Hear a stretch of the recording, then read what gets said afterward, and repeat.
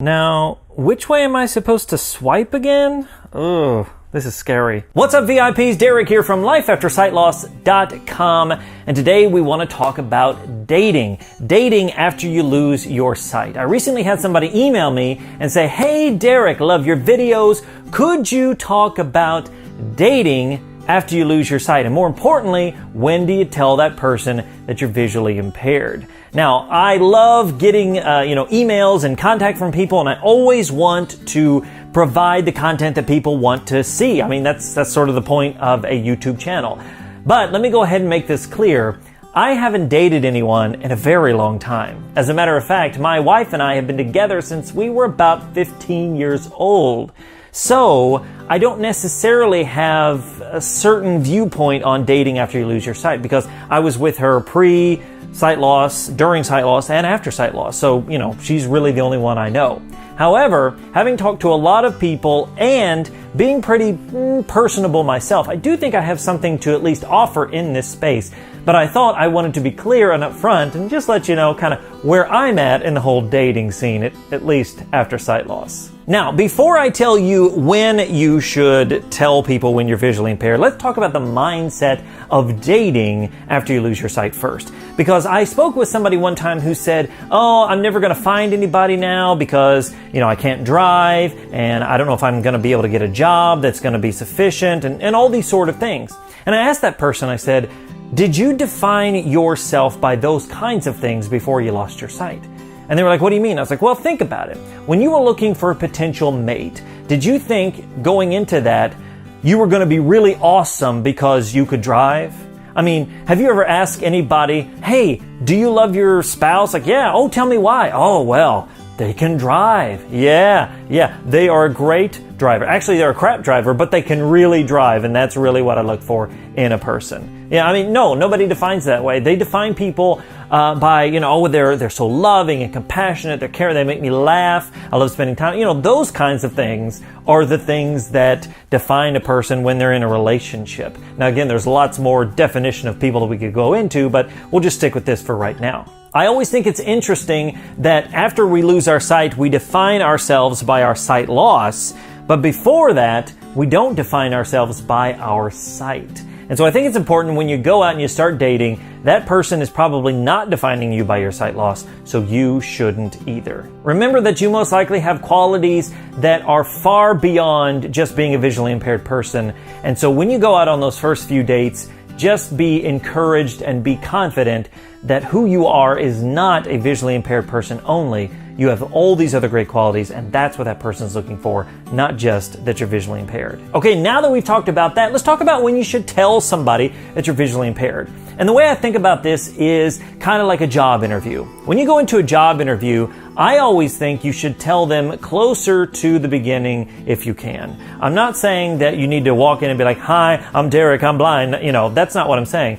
But if you can let them know before you get to that final point, it's probably going to be helpful, because if they're like, "You're hired," and you're like, "I'm blind," they're going to be like, "Whoa, whoa, whoa, whoa.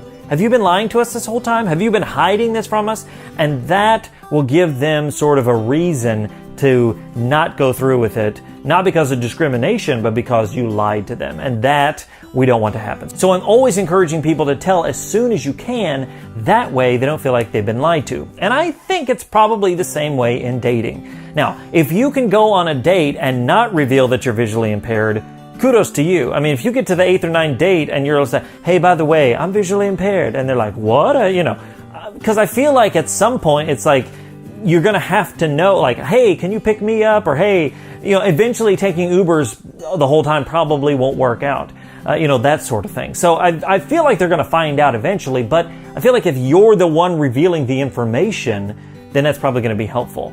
Recently, I had somebody realize that I wasn't looking them in the eye, and they were really wondering why I wasn't. And I had to go into the fact that I'm visually impaired and that sort of thing. So something might come up like that, and you're going to have to explain it. So I think if you're upfront about it and like, look, just like in a job interview, you're like, "Look, I'm visually impaired. It doesn't stop me from living my life. Here are the things I can't do, sure, but here are all the things I can. Here are all the great things I can take part in." And you know what? When you go on dates, don't go on blind dates, and I use that in quotes because Don't go on dates where it's like, oh, I can't go rock climbing because I'm blind. Now, if you hate rock climbing, don't go rock climbing. And if that person loves rock climbing, well, that might tell you something about the date. But the point is, don't just do things that, are blind only or blind friendly only. Do all kinds of things.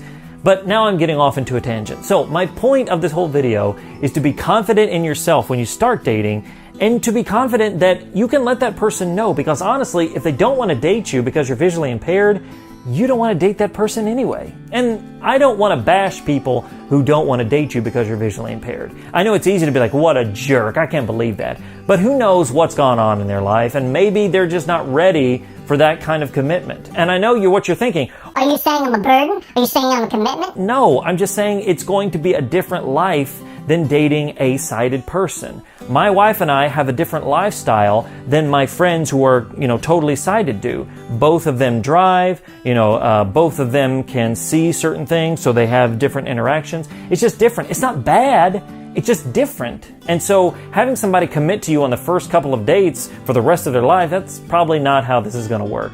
So I just want to encourage you to be confident, be who you are, and don't worry about this whole visually impaired thing. Let people know as soon as you can, because that way they can make an informed decision of who you are and get that whole visually impaired thing out of the way. All right, guys, well, I have rambled on for quite a few minutes here, so I want to hear from you. What are your thoughts on this whole dating thing? Should you tell people right away? Should you wait for a while? Should you not go out on a date until you've talked to the person on the internet for, 24 hours? And what do you think about this mindset of dating? Gosh, I want to hear all your thoughts on this, and I'm sure others would as well. So let me know in the comments below. Thanks so much for watching. If you enjoyed today's video, make sure to show your support by hitting that like button and sharing it out with somebody that you know. And if you're new around here, I'd love for you to consider subscribing to the channel and turning on notifications so you can get all my latest content, which I release every Monday and Thursday, where I help people just like you discover life after sight loss. And as always, remember guys, that sight loss isn't the end,